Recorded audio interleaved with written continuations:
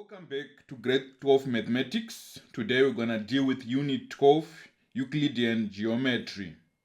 So Euclidean geometry, sometimes called parabolic geometry, is a geometry that follows a set of propositions that are based on Euclid's five postulates. So Euclid is one of the Greek mathematicians who studied this type of concept. That's why it's called the Euclidean geometry. So there are two types of Euclidean geometry. There is plane geometry, right? And which deals with 2D, two-dimensional shapes. Then there's also solid geometry, which deals with 3D shapes or objects. So the most basic terms of geometry are a point, then there is a line, and a plane. When you maybe draw it like in a three-dimensional manner. A point has no dimension, which means it has no length or width, but it has got a location where it's located on the x, y, and z axis.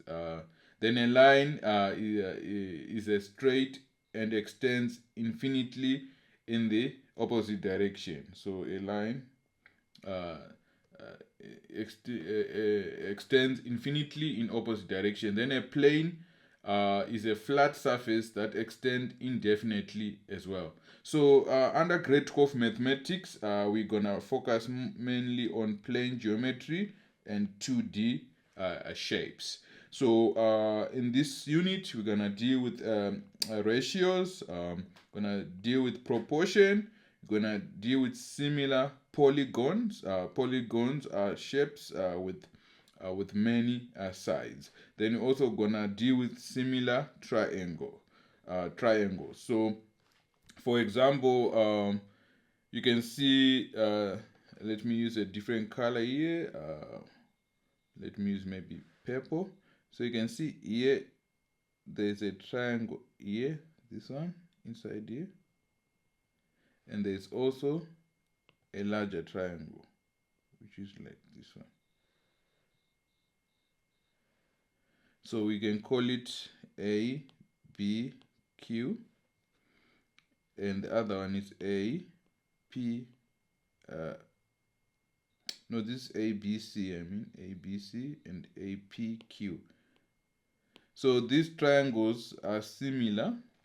That's why we are saying, you can see this line PQ, this line PQ, we are saying it's parallel to BC, right?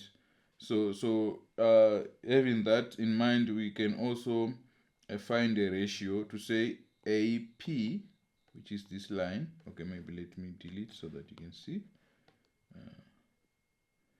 So we are saying AP over BP. So AP over BP is equals to AQ over QC. See, AQ over EC. So we are saying, so it's more like a relationship that they have, which is more like the ratios and the proportions are kind of like related. So sometimes you can use such type of relationships to calculate certain sides. For example, you might be given that this one, let's say it's 10, right? Or a certain figure, this one, let's say, for argument's sake, let's say it's 8, just as an example. Then this one we can say it's 15, and then this one we don't know. So you can use the relationship now to say 10 over 15 is equals to 8 over x. Then you solve for x, then x is equals to 8 times 15 over 10, something like that. So that's how we gonna apply some of these things. So remember, here I just gave figures, but it doesn't mean it's a hypothetical example, but we're gonna deal with examples in the following slides. So let's move on. So the learning map, what learners must recognize, prove, and calculate in the unit, that's what we're going to discuss. So first concept, you must understand the ratio and proportion. Then you must also understand area relationships, right? To say similar, for example, similar squares,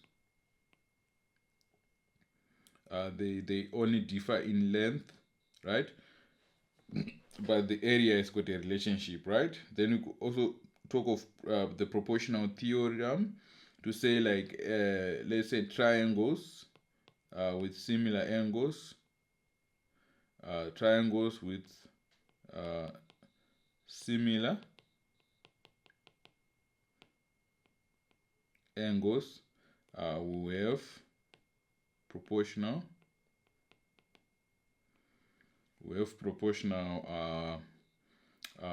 sides.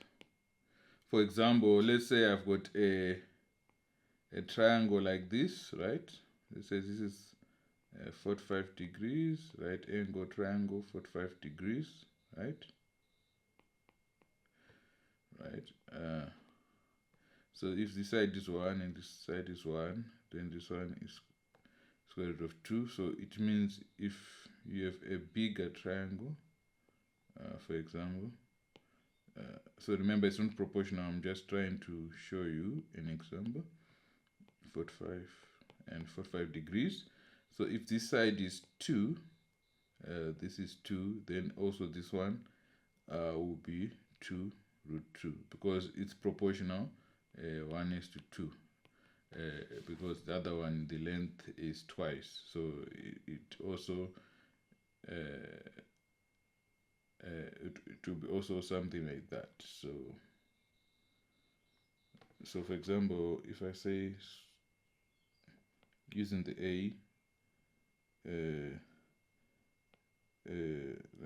a squared plus b squared is equal to c squared, then 2c squared. So if you have this, it will be 4 is equal to c squared, which is 8 is equal to c squared.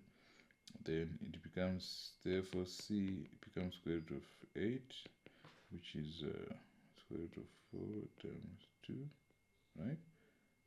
Which is equal to square root of 4 times square root of 2, therefore root 2 root 2. That's how we get here.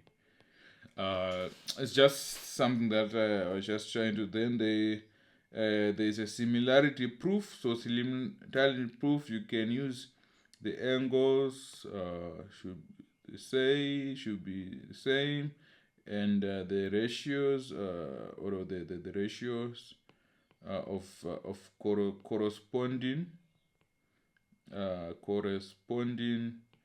sides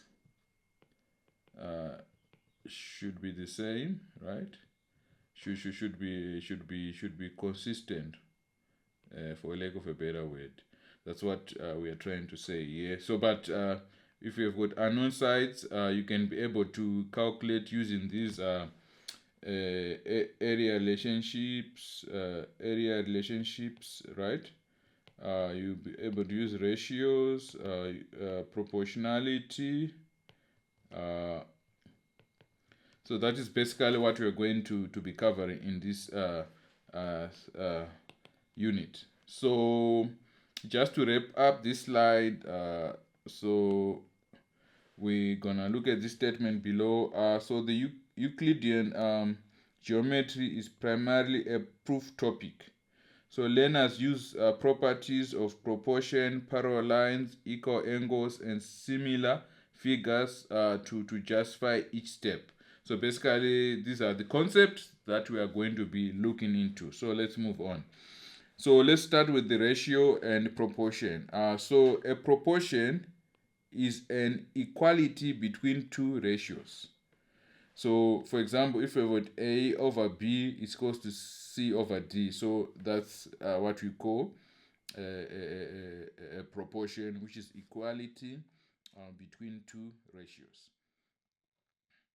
So, in this case, what we mean is a ratio compares